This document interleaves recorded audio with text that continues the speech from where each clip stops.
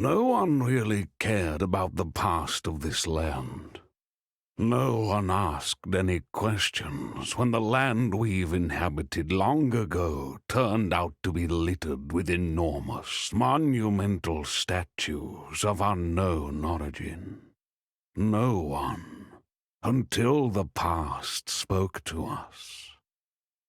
With deep echoing voices, the statues we've called the Narlans started rumbling, like the sound of an avalanche coming to devour us all.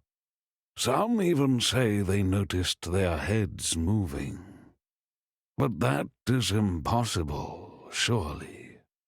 Alas, even as a group of devoted scholars studied them for centuries, there were no answers as to what they are, what purpose they serve, and the most important question: are they a threat to us?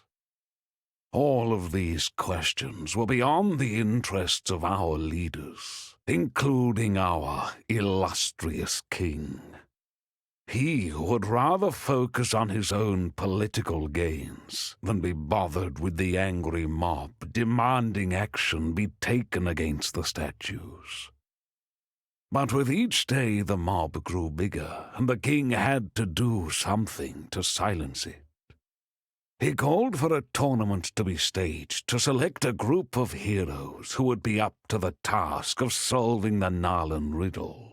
He sent his heralds to the far corners of the realm, commanding them to visit every town, every inn, and every household with news of the tournament. If the quest was to succeed, he needed the best of the best, or at least the most reckless.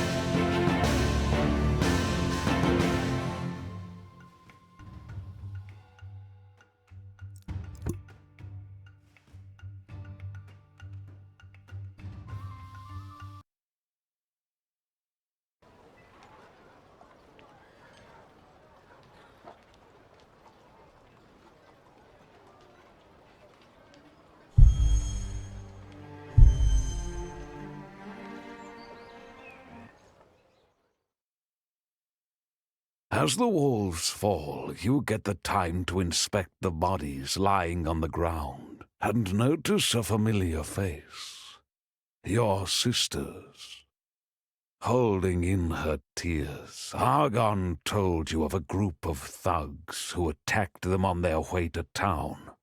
There was no warning, no reason why they drew their blades, just slaughter. Then the smell of blood lured the wolves in. But the time for grief will come later.